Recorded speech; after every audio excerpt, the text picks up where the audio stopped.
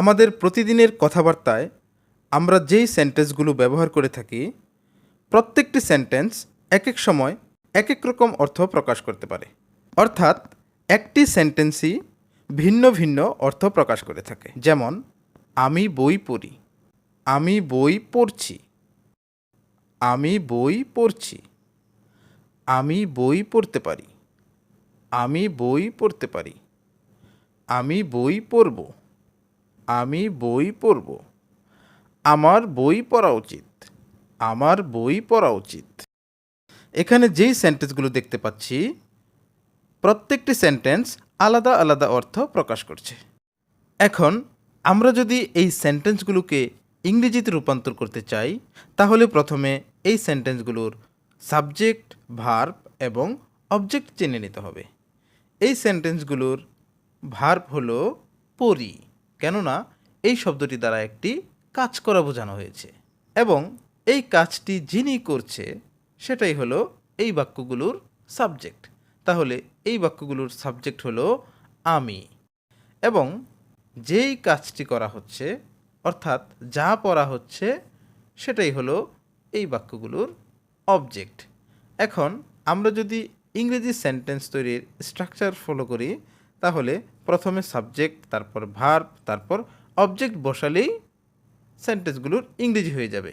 কিন্তু এই সেন্টেন্সগুলো ইংরেজিতে রূপান্তর করার সময় ভিন্ন ভিন্ন অর্থ প্রকাশ করার কারণে এই সেন্টেন্সগুলোর ভার্ব পরিবর্তন হবে অথবা কতগুলো শব্দের সহায়তা নেবে। যেই শব্দগুলোর সহায়তা নেবে সেই শব্দগুলোই হলো অক্সিলিয়ারি ভার্ব। আজকের ভিডিওতে আমরা অক্সিলিয়ারি ভার্ব এবং এদের ব্যবহার শিখব। তো চলুন শুরু করা যাক। ভিন্ন ভিন্ন অর্থ প্রকাশ করার জন্য একটি বাক্যের ভার্বকে যে সকল শব্দ সাহায্য করে সে সকল শব্দই হলো অক্সিলিয়ারি ভার্ব। অর্থাৎ একটি ভার্বের বিভিন্ন রকম অর্থ প্রকাশের জন্য অক্সিলিয়ারি ভার্ব ব্যবহৃত হয়। অক্সিলিয়ারি ভার্ব মোট 24টি। অক্সিলিয়ারি ভার্ব মোট 24টি। এগুলো হলো M is R, M is R যার বাংলা অর্থ হওয়া। অ্যামিজারের পাস্ট টেন্স হলো ওয়াজ ওয়ার, ওয়াজ ওয়ার যার বাংলা অর্থ হয়েছিল। হ্যাভ হ্যাজ যার বাংলা অর্থ আছে। হ্যাড ছিল। ডো ডাস যার বাংলা অর্থ করা।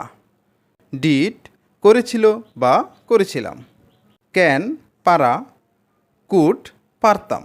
Will would, will would. Will এবং উড ব্যবহৃত হয় ভবিষ্যৎ অর্থ প্রকাশের জন্য। Shall should, shall should. Shall ব্যবহৃত হয় ভবিষ্যৎ অর্থ প্রকাশের জন্য এবং শুড ব্যবহৃত হয় উচিত অর্থ প্রকাশ করার জন্য।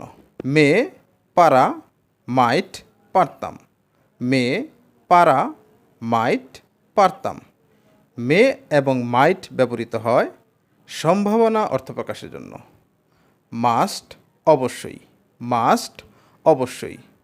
অট টু, অট টু ব্যবহৃত হয় কর্তব্য বোঝাতে। ইউজ টু, ইউজ টু ব্যবহৃত হয় অতীতের অভ্যাস বোঝাতে। ইউজ টু ব্যবহৃত হয় অতীতের অভ্যাস প্রকাশ করার জন্য। নিড যার অর্থ প্রয়োজন, নিড যার অর্থ প্রয়োজন। ডেয়ার যার অর্থ সাহস করা, ডেয়ার যার অর্থ সাহস করা। এই 24টি অক্সিলিয়ারি ভার্ব বিভিন্ন রকম অর্থ প্রকাশের জন্য বাক্যের মূল ভার্বকে সহযোগিতা করে। তো আমরা 24টি অক্সিলিয়ারি ভার্ব শিখে নিলাম। এবার আসুন এই অক্সিলিয়ারি ভার্বগুলো ব্যবহার করে কিভাবে সেন্টেন্স তৈরি করতে হয় সেটা শিখে নেই। যেমন আমি বই পড়ি, আমি বই পড়ি। এই বাক্যটিকে যদি আমরা ইংরেজিতে রূপান্তর করতে চাই তাহলে প্রথমে এই বাক্যটির সাবজেক্ট, ভার্ব এবং অবজেক্ট খুঁজে নিতে হবে। এই বাক্যটির ভার্ব হলো পড়ি, কেননা এই শব্দটি দ্বারা একটি কাজ করা বোঝানো হয়েছে এবং এই কাজটি যিনি করছে সেটাই হলো এই বাক্যের সাবজেক্ট। তাহলে এই বাক্যটির সাবজেক্ট হলো আমি, এবং যেই কাজটি করা হচ্ছে অর্থাৎ যা পড়া হচ্ছে সেটা হলো এই বাক্যটির অবজেক্ট। তাহলে আমি বই পড়ি এই বাক্যটির অবজেক্ট হলো বই। এখন ইংরেজি সেন্টেন্স তৈরির স্ট্রাকচার অনুযায়ী আমি বই পড়ি এর ইংরেজি হবে I read book. I read বুক। এখন যদি বলি আমি বই পড়তে পারি। আমি বই পড়তে পারি। এই সেন্টেন্সটিও একই নিয়মে গঠিত হবে। এই সেন্টেন্সটিও একই নিয়মে গঠিত হবে। শুধুমাত্র অর্থ পরিবর্তনের কারণে একটি অক্সিলিয়ারি ভার্ব ব্যবহার করতে হবে। তাহলে আমি বই পড়তে পারি। আমি বই পড়তে পারি এর ইংরেজি হবে I can read book. I can read বুক। আবার যদি বলি আমার বই পড়া উচিত। আমার বই পড়া উচিত। এই বাক্যটিও একই নিয়মে গঠিত হবে, শুধুমাত্র ভার্বের সাথে একটি অক্সিলিয়ারি ভার্ব যুক্ত হবে। যেহেতু এই বাক্যটিতে উচিত অর্থ বোঝানো হয়েছে, তাহলে অক্সিলিয়ারি ভার্ব হিসাবে শুড ব্যবহার করতে হবে। তাহলে আমার বই পড়া উচিত এই বাক্যটির ইংরেজি হবে I should read book. I should read বুক। আবার যদি বলি আমি বই পড়ব। আমি বই পড়ব।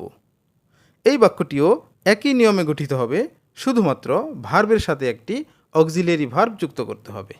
যেহেতু আমি বই পড়ব এই বাক্যটিতে ভবিষ্যৎ অর্থ বোঝানো হয়েছে, তাহলে ভবিষ্যৎ অর্থ বোঝানোর জন্য অক্সিলিয়ারি ভার্ব হিসাবে উইল ব্যবহার করতে হবে। তাহলে আমি বই পড়ব এর ইংরেজি হবে I will read book. I will read বুক। এভাবে অক্সিলিয়ারি ভার্ব ব্যবহার করে আমরা অসংখ্য সেন্টেন্স তৈরি করতে পারি। অর্থ যেমন হবে অক্সিলিয়ারি ভার্ব সেই অনুযায়ী ব্যবহার করতে হবে।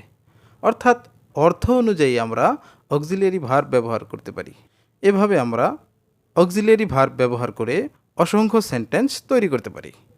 তো আজকের ভিডিওতে আমরা শেখার চেষ্টা করেছি অক্সিলিয়ারি ভার্ব ব্যবহার করে কিভাবে ভিন্ন ভিন্ন অর্থের সেন্টেন্স তৈরি করা যায়। এই ভিডিও থেকে যদি আমরা বুঝতে পারি কিভাবে অক্সিলিয়ারি ভার্ব ব্যবহার করে সেন্টেন্স তৈরি করতে হয়, তাহলে কমেন্ট সেকশনে সবাই একটি করে সেন্টেন্স লিখে যাবেন। সবাইকে অসংখ্য ধন্যবাদ। আল্লাহ হাফেজ।